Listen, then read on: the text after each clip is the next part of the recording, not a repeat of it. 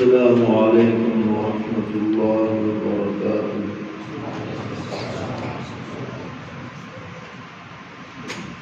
الحمد لله رب العالمين.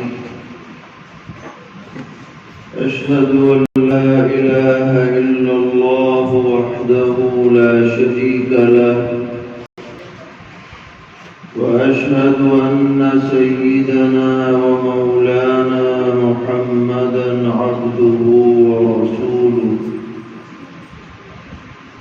صلى الله تبارك وتعالى عليه وعلى آله وأصحابه وذرياته أجمعين. أما بعد، فأعوذ بالله من الشيطان الرجيم. بسم الله الرحمن الرحيم. والذين جاهدوا فينا لنهدينهم سبلنا وإن الله لمع المحسنين. صدق الله مولانا العلي العظيم. معزز اساتذہ کرام، طلبہ عزیز اور قریب اور دور سے تشریف لانے والے خدام دین و ملت،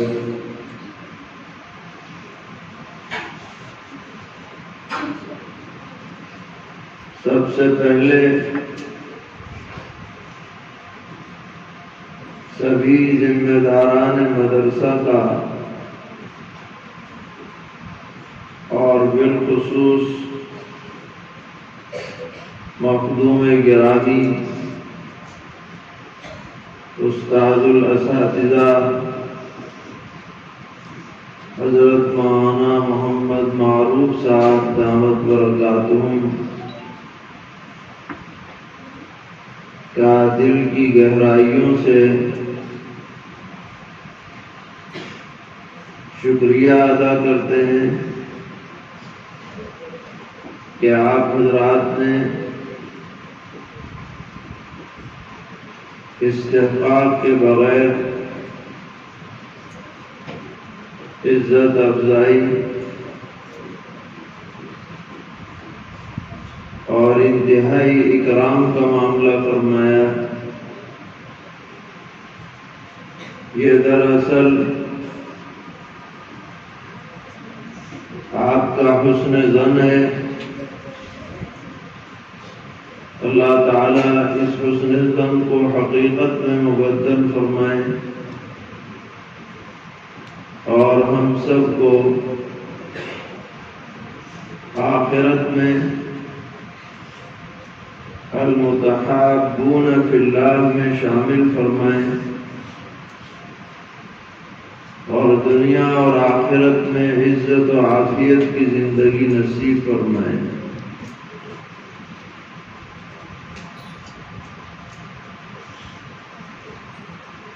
یہ مجلس کوئی وعظ و نصیحت کی عام مجلسوں کی طرح نہیں ہے، بلکہ یہ مذاکرے کی اور یاد دہانی کی مجلس ہے۔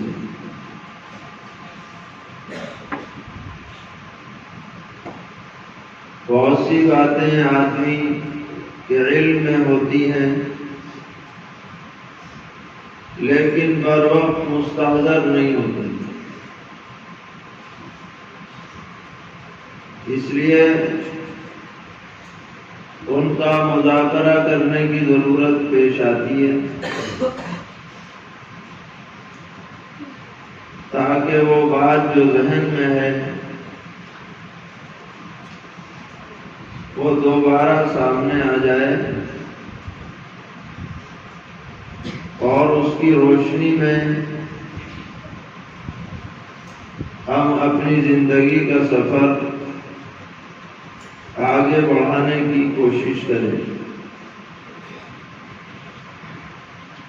اللہ تعالیٰ کا بہت بڑا انعام اور فضل ہے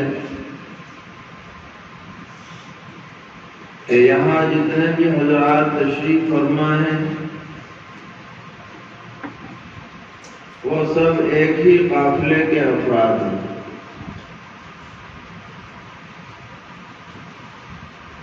اور یہ قافلہ جس کا ایک جز یہاں پر جمع ہے، یہ تمام دنیا کے قافلوں میں سب سے زیادہ افضل ہے اللہ تعالی کی نظر میں۔ اور اللہ تعالی نے اس علمی اور دینی قافلے کے افراد کو لاکھوں کروڑوں بندوں میں سے منتخب فرمایا ہے۔ خود بخود ہم اس میں شامل نہیں ہوئے، ہمیں اللہ تعالی نے شامل فرما کر ہم کو بہت بڑا انعام فرمایا ہے۔ یہ اللہ کے دین کا قافلہ ہے، یہ اللہ والوں کا قافلہ ہے، یہ اللہ کے نیک اور مقبول بندوں کا قافلہ ہے۔ اس قافلے سے بڑھ کر اور اس مشغلے سے افضل کائنات میں کوئی مشغلہ نہیں۔ یہ بات ہر وقت ہمارے ذہن و دماغ میں چلتے پھرتے اٹھتے بیٹھتے سوتے جاگتے رہنی چاہیے، اور اس کا استحضار کر کے زبانی اور عملی طور پر اللہ تعالیٰ کا شکر بجا لانا چاہیے کہ اس نے ہمیں ہماری ہزار کوتاہیوں کمزوریوں کے باوجود اس کام کے لیے منتخب فرمایا ہے۔ اگر ہم شکر بجا لائیں گے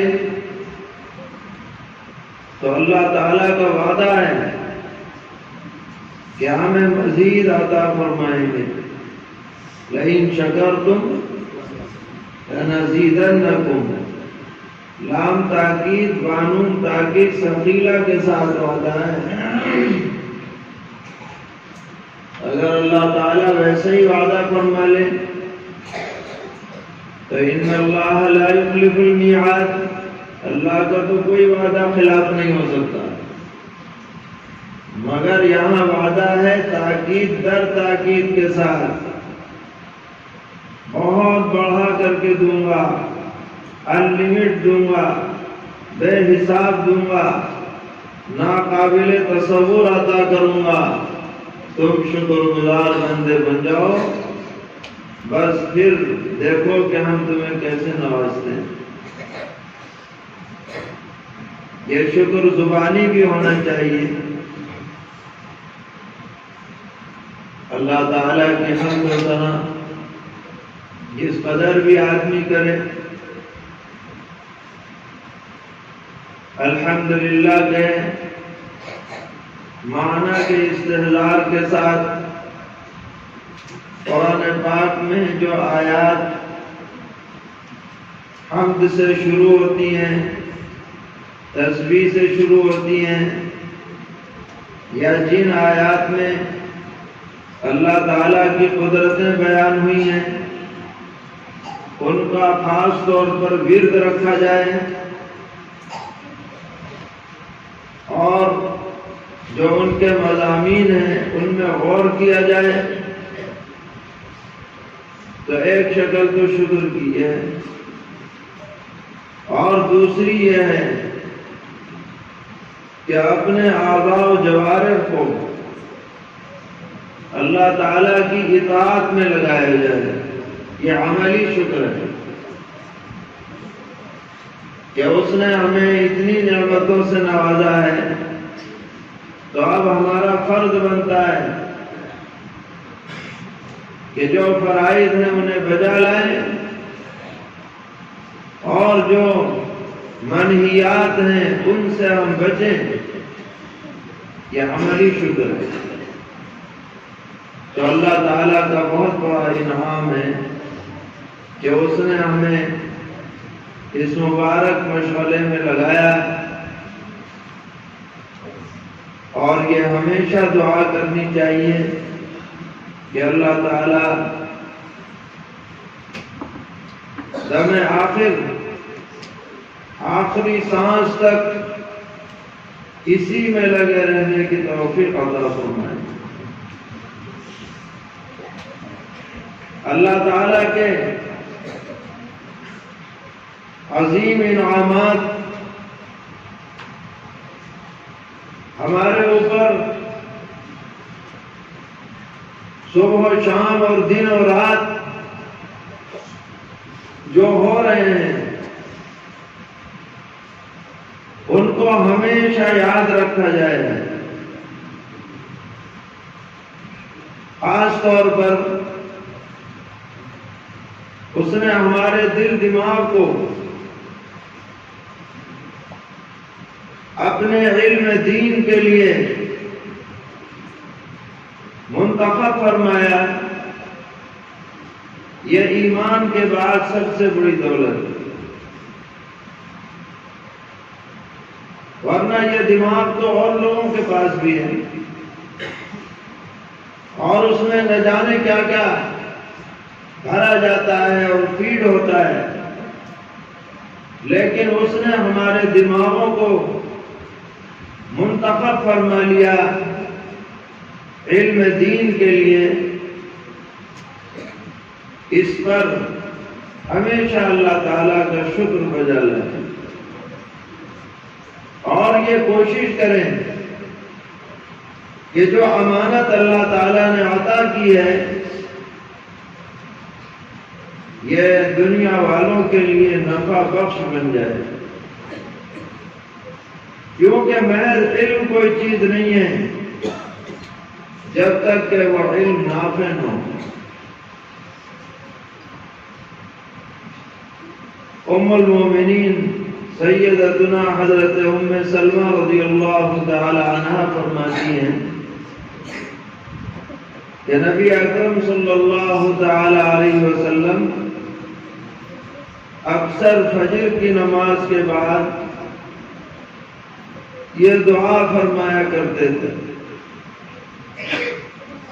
اللہم انی اسألک علما نافعا ورزقا طیبا وعملا متقبلا۔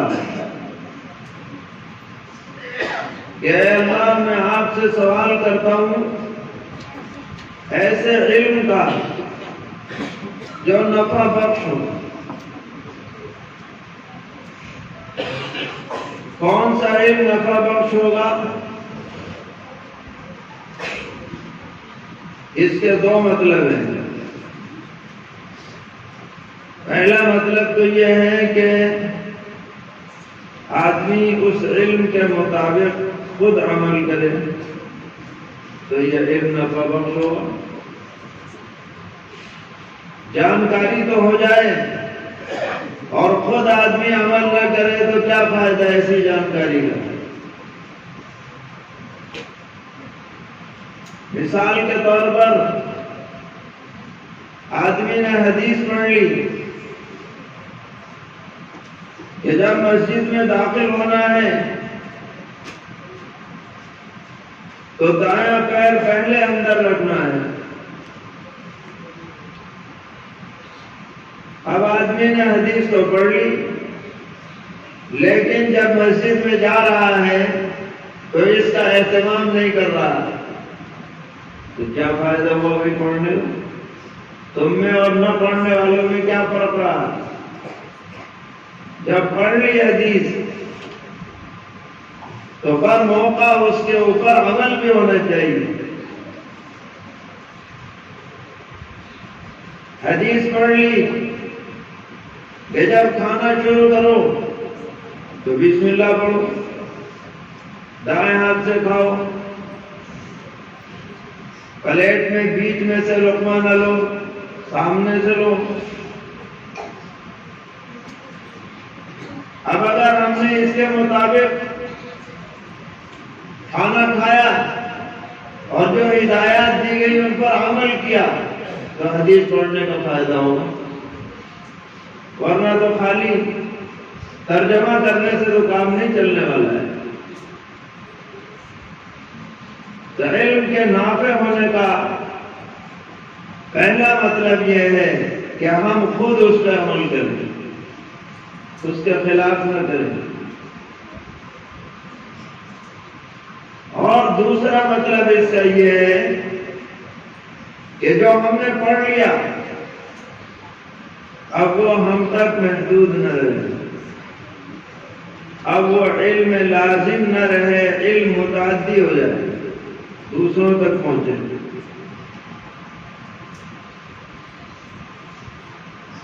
اب دوسروں تک پہنچانے کے بہت سے راستے ہو سکتے ہیں، کوئی ایک طریقہ متعین نہیں ہے۔ ایک راستہ تدریس کا ہے کہ بھائی جب آپ نے پڑھ لیا تو آپ پڑھائیے،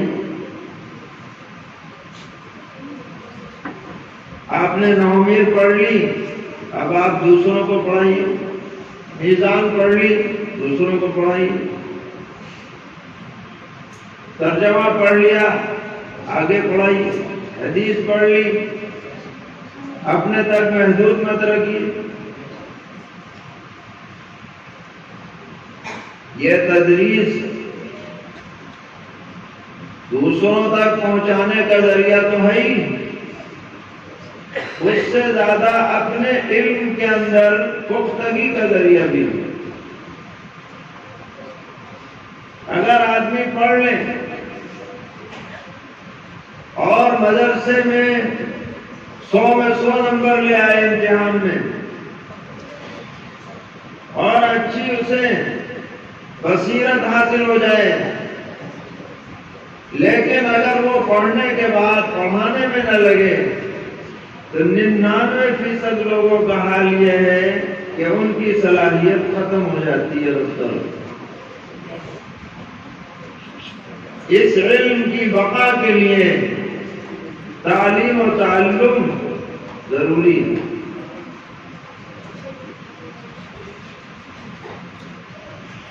آپ نے پڑھا ہوگا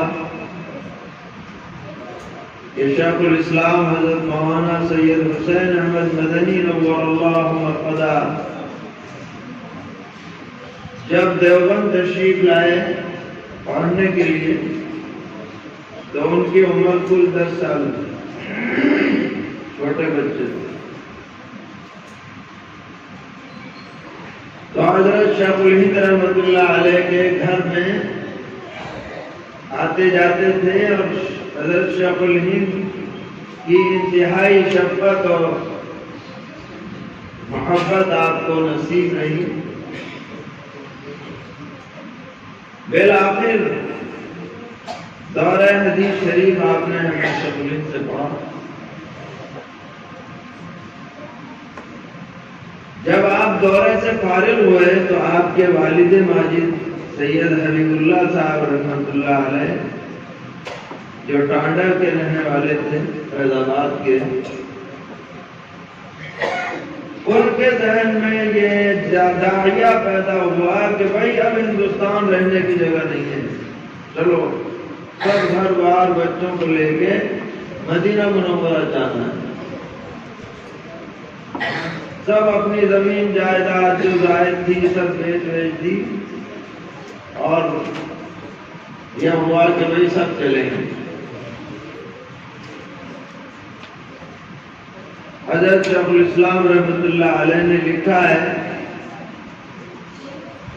نقش حیات میں کہ میرا اور کچھ دن رہنے کا ارادہ تھا حضرت شیخ الہند کی خدمت میں، مگر جب والد صاحب کا اصرار ہوا تو حضرت شیخ الہند رحمۃ اللہ علیہ نے بھی اجازت دے دی کہ اچھا چلو حجاز میں چلے جاؤ، اور حضرت حاجی امداد اللہ صاحب رحمۃ اللہ علیہ حیات ہیں، ان کی زیارت بھی ہو جائے گی، کچھ ان سے استفادہ بھی ہو جائے گا، اجازت دیں۔ اب جو بات ہمیں بتلانی ہے وہ یہ ہے کہ جب جانے کا دن آیا تو اپنے اس عزیز شاگرد کو چھوڑنے کے لیے حضرت شیخ الہند رحمۃ اللہ علیہ بنفس نفیس اسٹیشن تک تشریف لائے۔ یہ تھی استاد کی شفقت، ورنہ وہ تو شیخ الحدیث تھے، صدر المدرسین تھے، لیکن اپنے شاگرد کو چھوڑنے کے لیے اسٹیشن تک تشریف لائے، اور جب ٹرین آ گئی اور چلنے کا وقت آیا تو آخری جو وصیت اور نصیحت فرمائی اس موقع پر فرمایا، میاں حسین احمد پڑھانا مت چھوڑنا، چاہے 2-3 طالب علم کیوں ہوں۔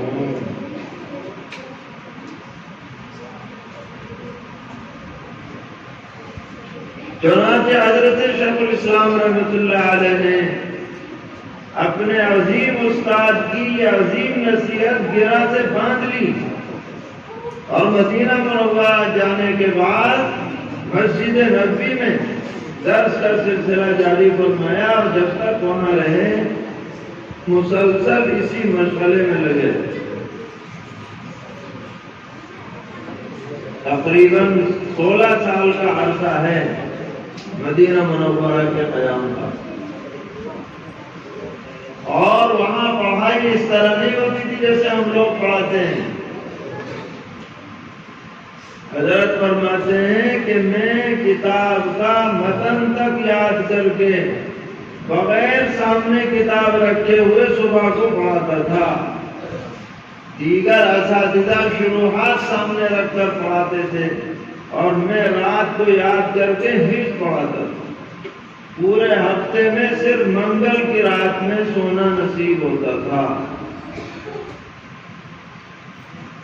تو ایسے ہی تھوڑی حسین احمد شیخ الاسلام بن گئے۔ تو علم نافع کب ہوگا؟ جب ہم اس علم کو آگے تک پہنچانے کی فکر کریں، اور آگے تک پہنچانے کا سب سے اہم ترین جو ذریعہ ہے وہ تدریس۔ جن حضرات کو اللہ تعالیٰ نے یہ موقع عطا کیا ہے وہ اسے اللہ کا بہت بڑا انعام سمجھیں، اور ان بچوں کو جو ان کے سامنے زانوئے تلمس طے کر رہے ہیں، ان کو مہمان رسول سمجھیں۔ یہ رسول اللہ کے مہمان ہیں۔ سرور عالم صلی اللہ تعالی علیہ وسلم نے فرمایا، تمہارے پاس اطراف و اکناف سے لوگ دین سیکھنے کے لیے آئیں گے، ان کے ساتھ اچھا معاملہ کرنا۔ یہ صدقہ جاریہ بننے والے ہیں ہمارے لیے۔ یہ جو بھی پڑھیں گے، آگے جو بھی پڑھائیں گے، ان کے اجر و ثواب میں اللہ تعالی ہمیں بھی شریک فرمائیں گے۔ اس سے بڑا ذریعہ کچھ نہیں ہے۔ تو ایک تو اس طرح سے علم نافع ہو، دوسرے یہ کہ آپ کوشش کریں کہ جو آپ نے پڑھا ہے یہ تحریری شکل میں آ جائے، معاشرے کی ضرورت کے اعتبار سے، اس نیت سے کہ لوگوں کے لیے دین پر عمل کرنا آسان ہو جائے، ہم اپنی معلومات کو حسن ترتیب کے ساتھ آسان انداز میں امت کے سامنے پیش کریں۔ نیت یہ ہو کہ اس سے امت فائدہ اٹھائے اور ہمارے لیے یہ صدقہ جاریہ بنے، یہ بھی علم کے نافع ہونے کی ایک صورت ہے، بڑی صورت ہے۔ آپ نے پڑھا ہوگا مسلم شریف کے مقدمے میں حضرت نے لکھا ہے کہ ان سے بعض حضرات نے گزارش کی کہ ایک ایسی کتاب مرتب کی جائے جس میں احادیث صحیحہ ممتاز ہوں، الگ ہوں، اور ان شاگرد کا نام ہے احمد ابن سلمہ۔ تو حضرت نے لکھا کہ جب میں نے اس درخواست پر غور کیا تو مجھے پتہ چلا کہ اگر اس درخواست کی تعمیل کی جائے گی تو اوروں کو تو بعد میں فائدہ پہنچے گا، اس سے پہلے مجھے فائدہ پہنچے گا۔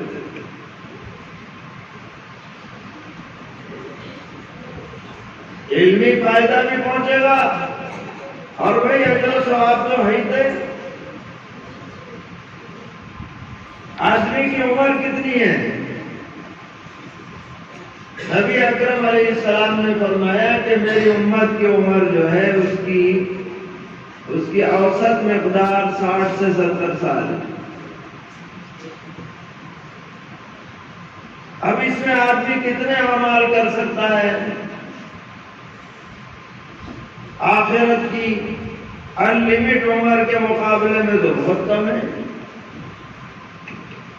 لیکن اگر وہ اپنے پیچھے اور علم ينتفع به چھوڑ کر کے چلا جائے گا تو سینکڑوں سال اس کی اس محنت کا فائدہ جاری رہ سکتا ہے اور اس کے لیے اجر و ثواب کا ذخیرہ بن سکتا ہے۔ اس کے بارے میں ہم فکر کریں، یہ بھی ایک علمی نفع کی شکل ہے۔ ایک صورت یہ ہے کہ آدمی فقہ و فتاوی سے وابستہ رہے، لوگ مسائل پوچھنے کے لیے آئیں، یہ اپنے اندر اتنی استعداد پیدا کرے کہ ان کے مسائل کو حل کر سکے۔ یہ بھی بہت بڑے نفع کی چیز۔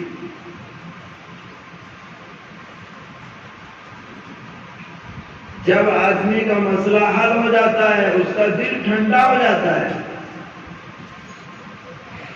اور وہ دل سے دعا دیتا ہے اس شخص کو جس نے اس کے مسئلے کو حل کر دیا، بتا دیا۔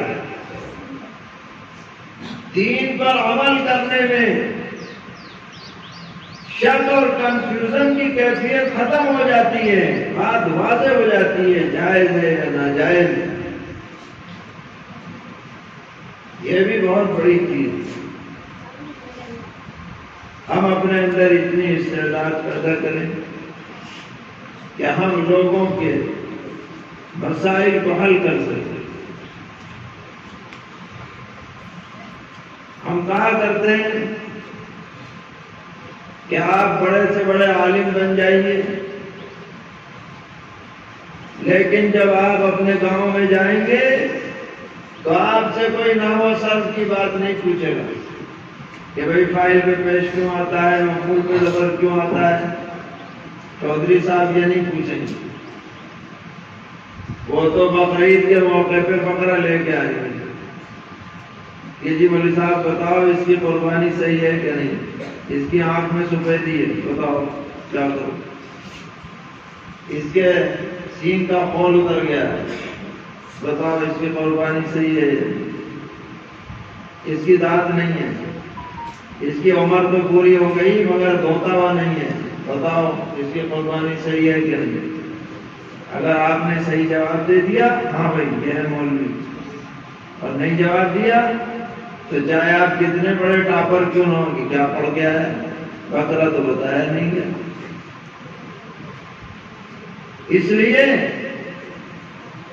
استعداد اتنی پختہ کرنی ہے کہ پورے شرح صدر کے ساتھ جو پیش آمدہ مسائل ہیں ان کا جواب امت تک پہنچاؤ، یہ علم نافع بنے۔ اسی طریقے پر وعظ و نصیحت یہ بھی ضروری ہے، کیونکہ عمومی طور پر دین پر چلنے کا جذبہ جو پیدا ہوتا ہے وہ اسی طرح کے بیانات سے پیدا ہوتا ہے، اور جذبہ اصل ہے، عمل فرع ہے۔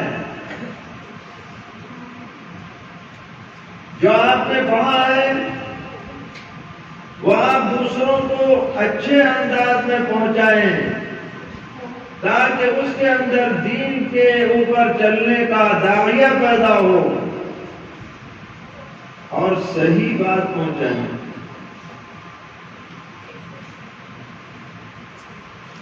کیونکہ مقصد وعظ و نصیحت کا اپنی واہ واہی نہیں ہونا چاہیے کہ جی ایسی تقریر کر دو کہ نعرے لگ جائے، یا ایسی تقریر کر دو کہ لوگ لوٹ پوٹ ہو جائے، یا ایسی تقریر کر دو کہ لوگوں کے آنکھوں سے آنسو نکل جائے۔ یہ کوئی چیز نہیں، صحیح بات امت تک سمجھے، مجمع کو دیکھ کر کے بات کی جائے، یہ نہیں کہ بیچارے ناواقف لوگوں کا مجمع ہے اور آپ تقدیر کی تقریر کر رہے ہیں، تقدیر پہ تقریر ہوگی۔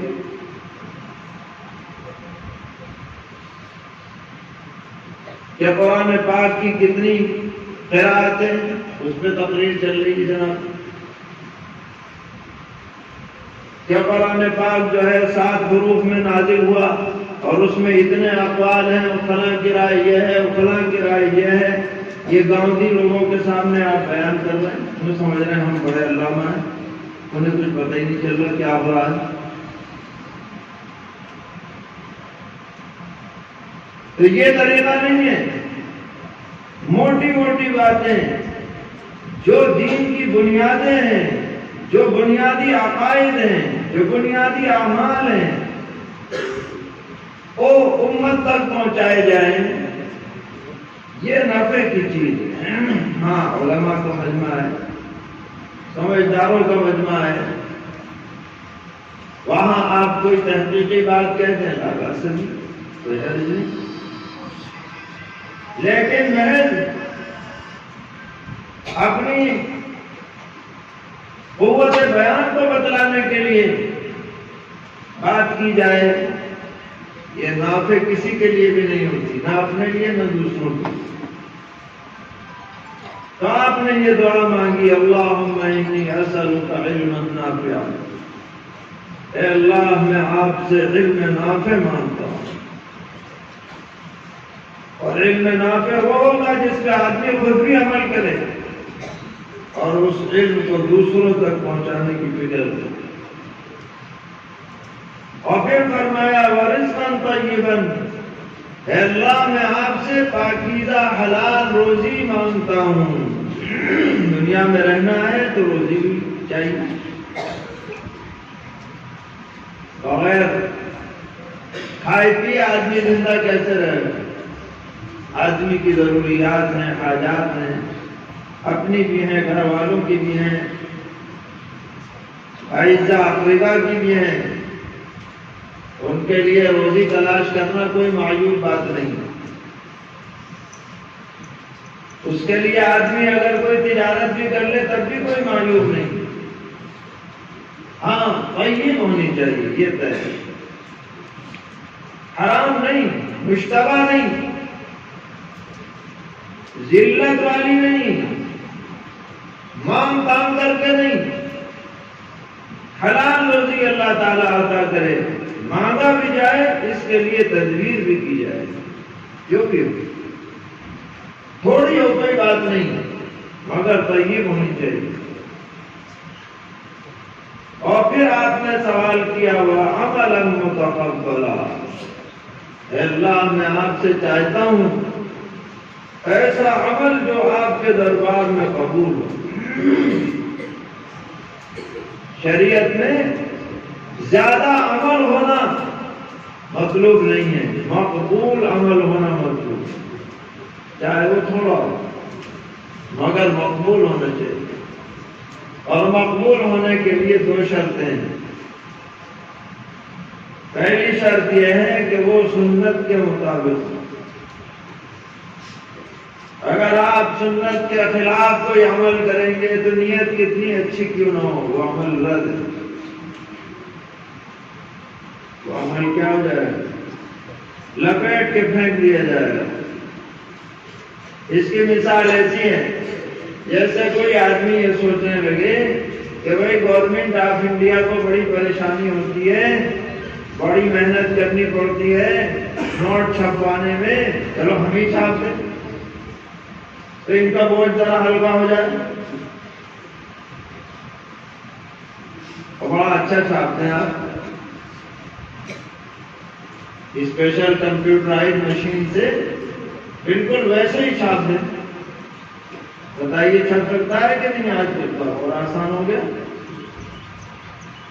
تو آپ کی نیت بھی اچھی ہے، یہ بھی نیت نہیں ہے کہ بھائی ہم پیسہ بنائیں، بلکہ نیت یہ ہے گورنمنٹ کا بوجھ کیا ہو جائے، ہلکا ہو جائے۔ تو گورنمنٹ کو پتہ چلے گا تو کیا کرے گی؟ بتائیے، آپ کا شکریہ ادا کرے گی، پھول پیش کرے گی کہ بڑا اچھا کیا، اتنی دھنائی ہوگی کہ سب نوٹ بھول جاؤ گے، ہوگا کہ نہیں؟ کیوں؟ خلاف قانون ہے یہ۔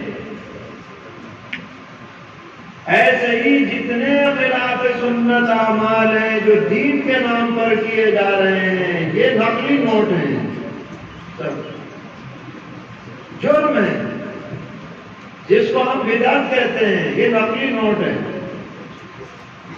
چاہے کتنے خلوص کے ساتھ آدمی کر رہا ہو، اور اکثر بدعتیں بڑے خلوص کے ساتھ کی جاتی ہیں،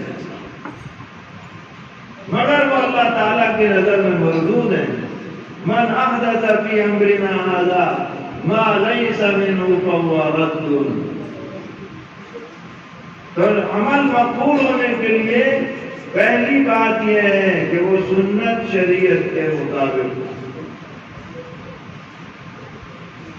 اور دوسری شرط یہ ہے کہ سنت کے جب مطابق ہو جائے تو نیت درست ہو۔ اگر سنت کے مطابق تو ہے مگر نیت میں قصور ہے، فتور ہے، تو بھی اللہ تعالیٰ کے ہاں وہ عمل مقبول نہیں ہو سکتا ہے۔ تو سرور عالم صلی اللہ تعالی علیہ وسلم نے بہت شاندار یہ دعا امت کو گویا تعلیم دی ہے، اور ہم سب یہ معمول بنا لیں، طلبہ بھی اور علماء اور اساتذہ بھی، کہ ہر فجر کی نماز کے بعد یہ دعا کیا کریں، اللہم انی اسألک علما نافعا ورزقا طیبا وعملا متقبلا۔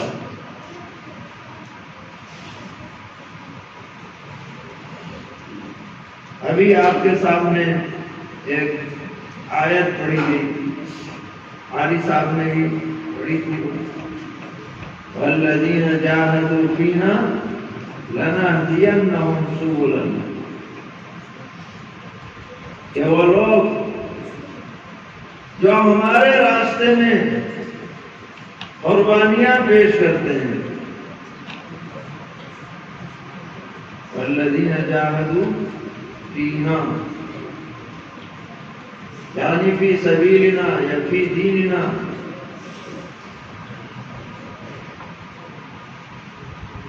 اور ہم نے جاہدو کا ترجمہ معروف جہاد سے نہیں کیا، قربانیاں پیش کرتے ہیں، یہ سب تو شامل ہے۔ چنانچہ حضرات مفسرین لکھتے ہیں والذین جاہدوا اعداء اللہ وانفسهم والشیطان، یعنی جو لوگ مقابلہ کرتے ہیں اللہ کے دشمنوں کا اور خود اپنے نفسوں کا، اور شیطان کا، یہ سب والذین جاہدوا کے اندر داخل ہے۔ اور اللہ کے دشمنوں کا مقابلہ بھی موقع محل کے اعتبار سے الگ الگ ہوتا ہے۔ کبھی بالسیف ہوتا ہے، اس کا بھی موقع ہے، کبھی باللسان ہوتا ہے، یہ زبانی مقابلہ ہے۔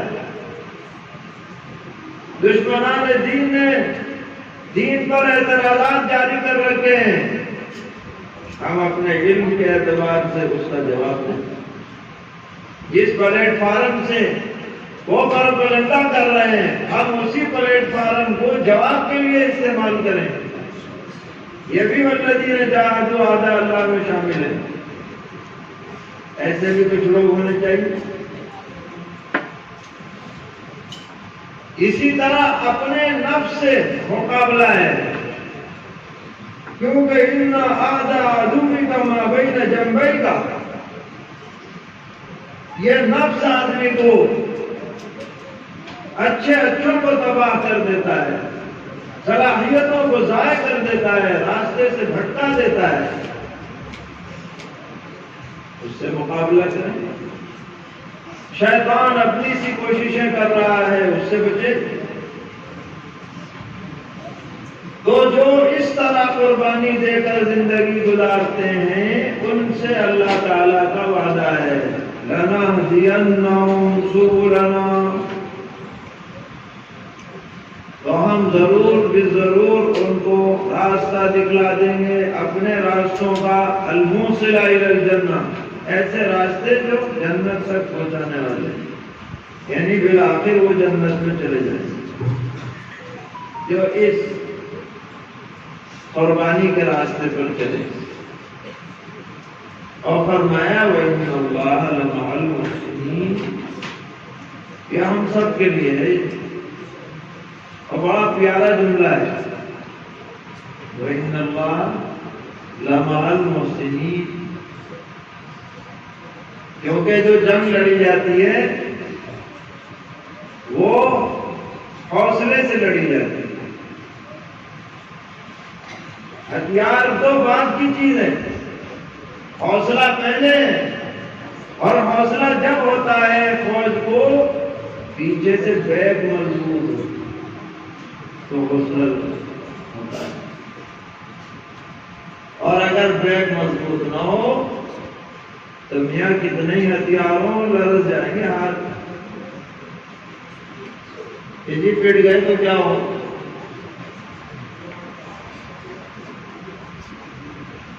غزوہ بدر میں 313 غالب آ گئے، ان کے غالب ہونے کی ایک وجہ یہ بھی تھی کہ اللہ تعالیٰ نے کہہ دیا فرشتوں کی فوج تمہارے ساتھ ہے، تم بالکل مت گھبراؤ۔ فرشتے لڑنے میں شریک نہیں ہیں، ان کے دل کو مضبوط کرنے میں شریک ہیں۔ اور غزوہ حنین کے موقع پر مخالف فریق ہار گیا، بڑی تعداد ہونے کے باوجود، کیونکہ بیک میں کوئی نہیں، سب بھاگ لیے، کیونکہ سب خود ہی آ گئے تھے تو بیک میں تھا ہی نہیں، اکھڑ گئے تو اکھڑ گئے۔ یہ آیت بتلا رہی ہے وَإِنَّ اللَّهَ لَمَعَ الْمُحْسِنِينَ، کرے جاؤ ہم تمہارے ساتھ، فکر مت کرو۔ جو احسان اچھے انداز میں کام کرنے والا ہے وہ فکر نہ کرے، اللہ کی مدد، نصرت، ہدایت اس کے ساتھ ہے۔ یہ اتنی بڑی حوصلہ افزائی والی آیت ہے کہ یہ آدمی کو آگے بڑھنے کی طاقت دیتی ہے۔ وَإِنَّ اللَّهَ لَمَعَ الْمُحْسِنِينَ، بے شک حالات آتے ہیں، بعض مرتبہ بالکل اندھیرا سا معلوم ہوتا ہے اور جناب مایوسی کی کیفیت ہو جاتی ہے، مگر جب یہ آیت آدمی پڑھے تو پھر دوبارہ طاقت پیدا ہو جاتی ہے۔ والذین جاہدوا فینا لنہدینہم سبلنا وإن اللہ لمع المحسنین. تو ہمیں پورے عزم کے ساتھ، حوصلے کے ساتھ اس مشغلے میں لگے رہنا ہے، علم میں رسوخ پیدا کرنا ہے، علم کو نافع بنانا ہے، اپنی ذات کے لیے بھی اور امت کے لیے. ہمارے اکابر کا یہی مشن رہا ہے، یہی دارالعلوم دیوبند کی بنیاد تھی، غرض تھی